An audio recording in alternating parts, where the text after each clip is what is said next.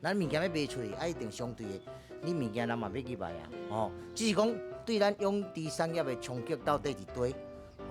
经过遮济遍的开会协商其实阮有看到政府所做出来的具体的成绩啦。因为我是消费者的一份子，站在即将要开放进口的时候，我觉得我们也有义务提供，让消费者有信心来消费我们的肉品。包含你要稽查所有的相关业者，从上中下游，那散装跟包装的我们要确切的要明示这个进口的来源，或者说是不是本土猪肉。那如果违者的话是要收罚，然后如果标示不实者也是要开罚。那明年1月1号正式开始的时候，我们材料会增加到2倍到3倍以上。但是最重要也是希望业者能够守法。掌握市政3分钟，台南进步向前冲。看市政3分钟，我是林依婷。美猪在明年即将进口，面对市民朋友的疑虑，台南市政府也陆陆续续针对民间不同的管道进行宣示，不使用含莱克多巴胺的猪肉。学校营养午餐、团膳或是加工肉品，都坚持在美猪进口后，还是会使用优质的国产猪肉。传统市场及超商百货也会看到国产猪的标章及猪肉产地的清楚标示。台南市进出口商业同业工会也借此宣示零进口含莱克多巴胺的猪肉，为市民食的安全进行把关。现在就让我们来听听韦哲市长怎么说吧。特别邀请我们猪肉的进口业者，他来做一个宣示哈。那其实从明年1月1号以后开放含莱克多巴胺的猪肉进口，现在距今不到4个礼拜。在民众的疑虑，或者说莱克多巴胺有没有问题，问题多大？这是一个可以讨论的公共政策问题。在现阶段，为了让民众感觉比较安心，我们除了宣示我们的团膳，还有营养午餐，还有一些大卖场，一定要标明产地以及不使用含莱克多巴胺的这个猪肉之外，对于进口商，我们也跟他们做一番恳谈。那他们今天也愿意宣示说，那么不进口含莱克多巴胺的猪肉。那我想进口来源没了，然后我们团膳的使用也不使用，我相信民众应该可以进一步安心。至于所谓的像肉丸、控肉，还有这个绞肉甚至于香肠这些商品，我刚刚提到了，进口业者就不进口含莱克多巴胺的猪肉，那当然自然也吃不到。那国产猪肉一定是没有的。那我相信对于民众的一时产生的这个疑虑，应该可以得到一定程度的缓解。也希望说大家要来好好的讨论这个公共政策议题，可以慢慢讨论。但是眼下的明年马上就要面临到的猪肉进口，不会吃到含莱克多巴胺的这个猪肉，请大家放心。接下来请收看中嘉新闻。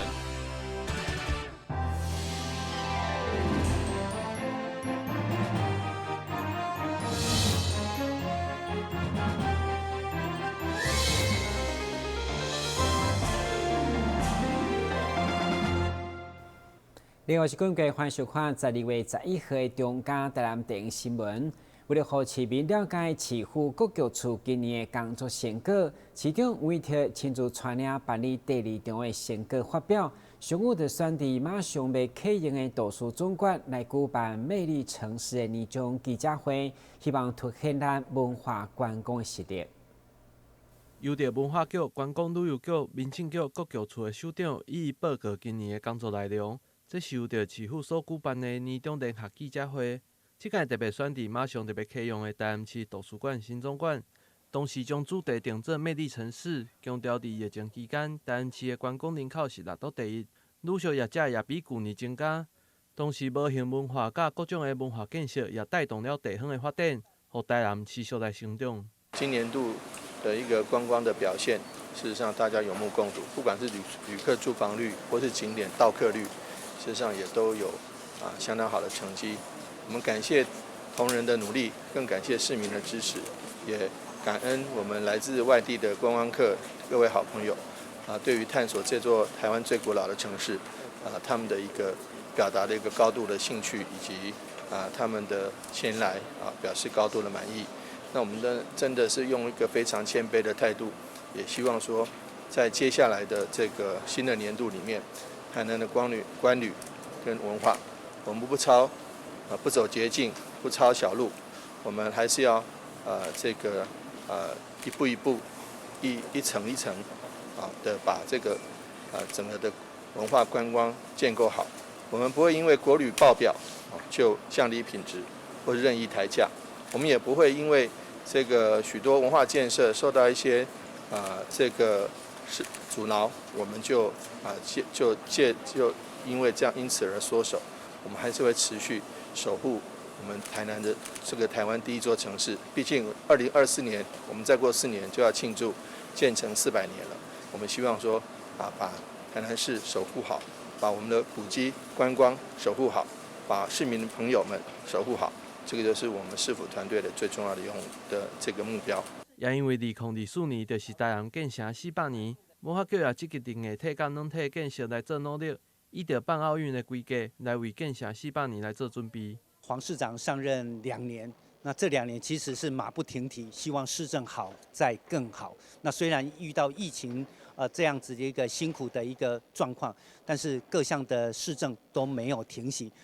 文化当然也是如此，尤其即将面临2024，就是台南市的400年。那黄市长非常非常的重视，所以很多的这些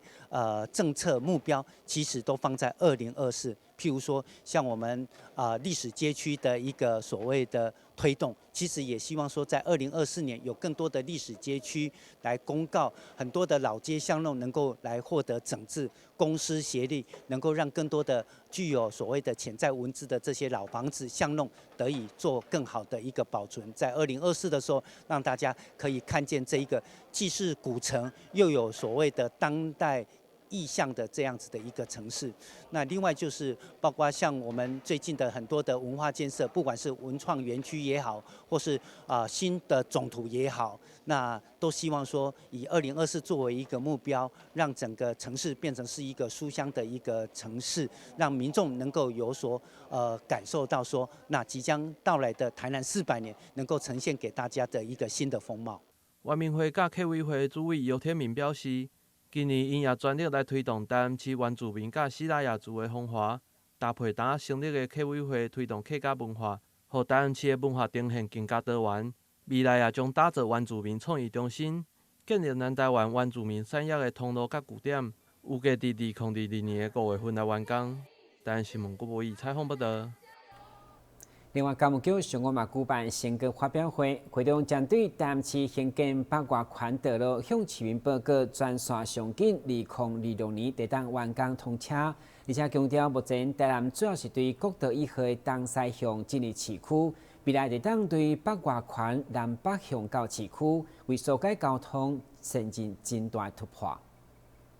城市要发展道路甲交通建设，就是根本。所以，台南市工务局回顾这1冬来新起道路桥梁甲路边养护，就是焦点。其中，万里亚太国际棒球训练中心顶13件重大工程经费已经高达167亿。另外，伫特色公园开发，包括明年底将完成的港滨历史公园等等，总经费卖8亿8千万。可见市府的重视。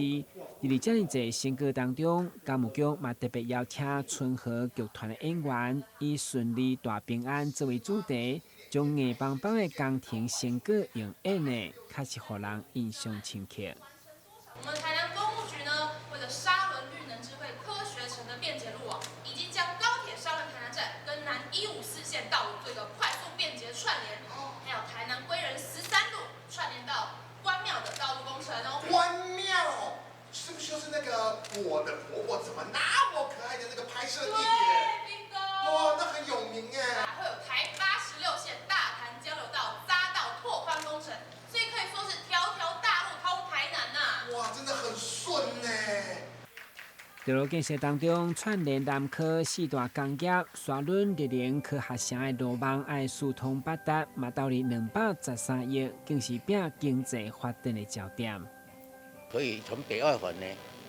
那经过这个系统交流道，经过中山高，然后呢北上，那也可以直接呢进入南科，所以呢，它会改变我们这个台南市目前呢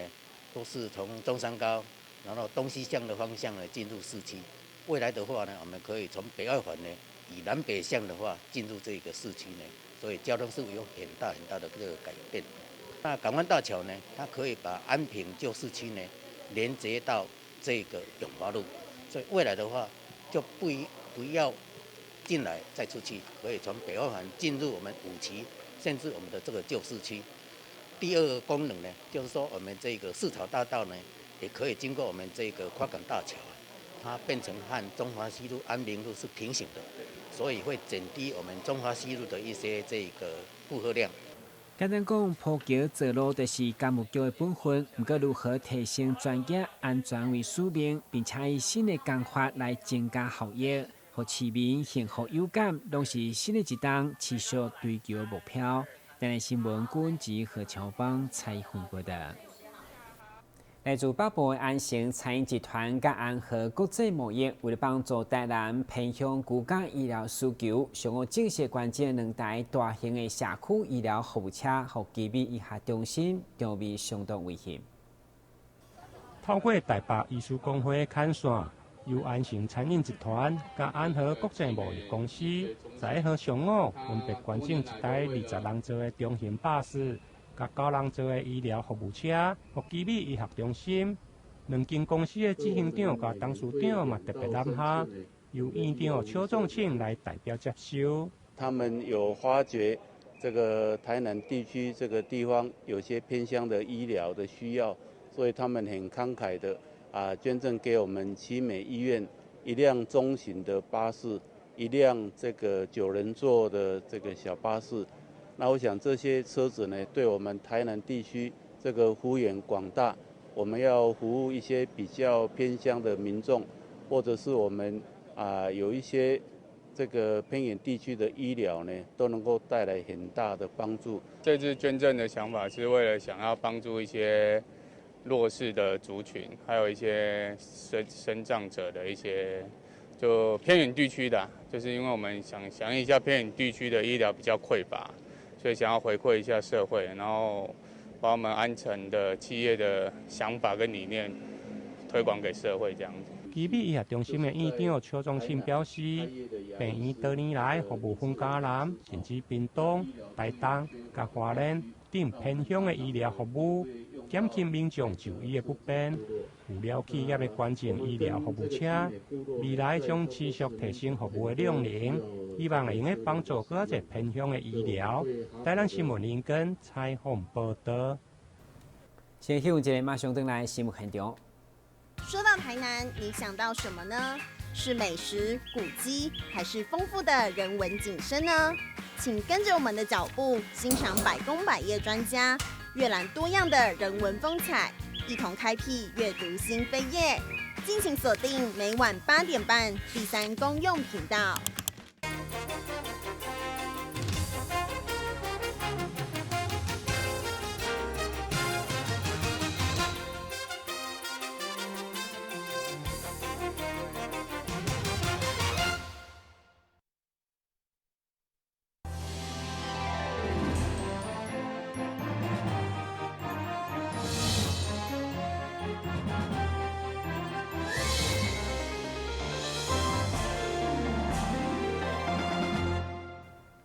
今年的战前相关的姓氏或者宠爱大联盟圣诞嘉年华，在2月19号特别伫 Focus 百货以及延伸到西华南街来逢街举行，邀请大家带宠物来参与变装比赛，甲装扮游行，这会感受圣诞欢乐的气氛。战前相关为了宣传，在2月19号东港有圣诞变装游行等活动，记者会中特别安排迪士尼公主甲玩具总动员的角色表演，提前让市民感受圣诞欢乐的气氛。根据了解，今年战前相关已经迈入第4档的圣诞嘉年华，除了艺术宠物装扮温馨，到时也个邀请当年关怀流浪动物的艺人大机来现场赞声。开始经营相关真无简单，有人调才有生理，所以定爱持续办活动来吸引消费。对此，市府经济发展局嘛全力协助，做回来拼经济。那今年刚好中央经济部中小企业处有一些补助的计划，那市政府也协助商圈提计划跟中央争取一些经费。那今年争取经费里面有包括一些软体的补助啊，包括行销活动的补助有40万，那还有环境准备的部分有50万。那我想这些都会让整个我们站商圈的一个不管是软体的服务也好，或是硬体的一个环境，我想会越来越好。那这个也可以提供给消费者一个更优质的一个购物环境。那未来我想市政府还是会持续的跟站商圈这边一起来努力，让我们站商圈未来会越来越好。上款今年嘛首次打造8台特色餐车，一台造价大概5万块，车头印有上款的标志，标就是要担任市集重要的宣传任务，嘛向前展现上款的重要地段，想要去倒就对家出发。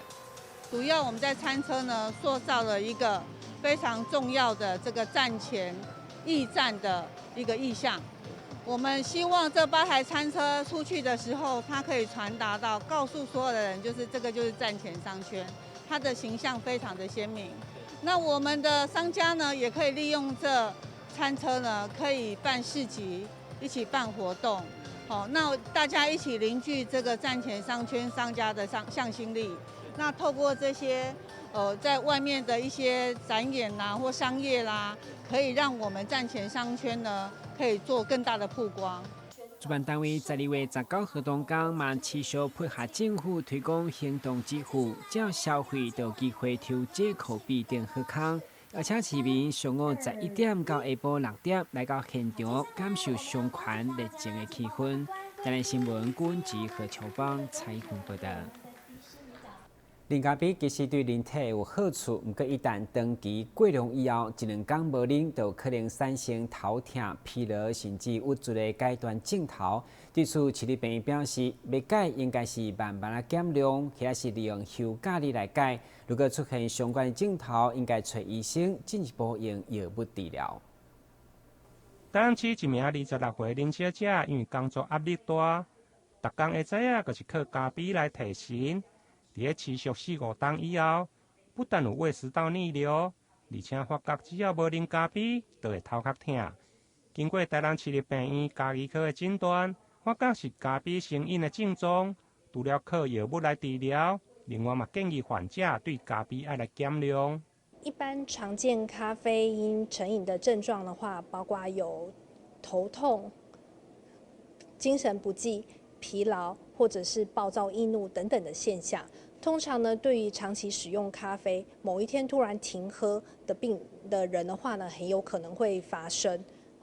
这时候的话，如果要处理咖啡因成瘾的戒断症状的话，大概有2种方式。一种方式的话呢，就是每一个礼拜这样子逐步减半。好，这样子相对来说呢，戒断症状的话会变得比较轻，比较能够忍受。另外的话，如果嫌就是还要花好几个礼拜这样子时间太久的话，可以考虑呢直接完全停喝2到9天。那如果中间出现了头痛的症状的话，可以使用不含咖啡因的止痛药止痛，或者是呢选择在休假日的时候呢进行完全戒断。许委员医师强调，其实咖啡对人体嘛不是完全无好处。适量的咖啡除了用来降低第2型的糖尿病、结石、甲痛风等，医师建议所谓的适量，就是一天袂用超过400毫克的咖啡因。以市面上一杯中杯360cc， 咖啡因大约有150到200毫克，因此一天上好唔通超过2杯。台南新闻林根采访报道。明年第20届5星奖颁奖典礼，明年1月9号就将盛大登场。这摆总共有40个理想节目得到青顶的推荐。对此，台湾媒体观察教育基金会就相当肯定制作团队用心，也呼吁媒体未来要不断提升儿童少年节目的质加量。小小背包客意气风发，准备远征。全台湾唯一向观众朋友来推荐国人自制优质儿少节目的5星奖，已经完成109年度的影片评选，将在1月9号进行第20届的5星奖颁奖典礼。这项优质儿少节目的5星奖评选，由财团法人台湾媒体观察教育基金会担任幕后推手，20年来从不停歇，鼓励国人自制优质的儿少节目。去年获得梅关星等推荐的多项节目，不但入围今年第55届金钟奖，其中获5星推荐的《卡古当时光机》，传承原住民族文化资产的儿少节目，更一举敲响金钟，拿下儿童少年节目主持人奖。得奖的是不亚成语，法公有钟家俊，卡古蛋时光机。我们回顾这些年来后，每一次我们举办的这个5星奖里头，原住民电视台的节目或者跟原民题材相关的儿少节目，进入我们5星奖4星半的比例都非常非常的高，而且优质。像今年获得5星推荐几个节目，都已经在金钟奖都已经得奖入围跟得奖，所以显现这方面第一个节目内容的品质已经达到一定的水准。另外当然就是里所蕴含的跟原民相关的内涵跟意义，我觉得对于这一个族群的乐听众，尤其是青少年儿童朋友来说，是非常具有意义跟影响的一些内涵哦。那当然，我另一方面也希望说，这个节目制作出来，不只是给原民的乐听众看，其实它应该是属于整个台湾所有乐听众都应该可以去观看跟拥有的一个环境媒体资源。所以透过这些节目的呈现，然后我们5星奖的鼓励，其实目的是希望更多人能够去观看、去发掘这样节目可以带给我们的优良环境里头的成长的要素。多年来积极催生儿少节目，另一方面，梅关却也担忧国内的媒体环境常受限于人力和经费，会影响制作儿少节目的意愿。因此，也特别呼吁媒体业者能重视儿少节目的领域，为儿少族群制作更多的优质节目。所谓的5星奖就是优质儿少节目的这个奖励的一个活动，已经办了20年的。我们的目的当然就是希望能够鼓励台湾的媒体界多多制作优质的，然后有影响力的儿少节目，提供我们儿少成长更好的一个媒体环境跟机会。但是另一方面，我们也了解到，目前台湾的媒体环境并不是非常的理想，所以相对来讲，在儿少节目这一个领域，无论是制作的资源、经费、人力的投注上，可能都对媒体来讲是有它困难的地方。所以我们也希望能够借着这样一个奖励的方式鼓励媒体的儿少节目的从业人员，特别是媒体的老板、主持事者，能够更加努力重视儿少节目这一个领域。为鼓励优质儿少节目的产出，中嘉数位股份有限公司也积极参与并赞助经费，支持梅关举办优质儿少节目的5星奖活动，希望善尽企业社会责任，也为儿少的媒体环境尽一份心力。记者陈淑平台北报道。接下来赶快来关心详细天气变化。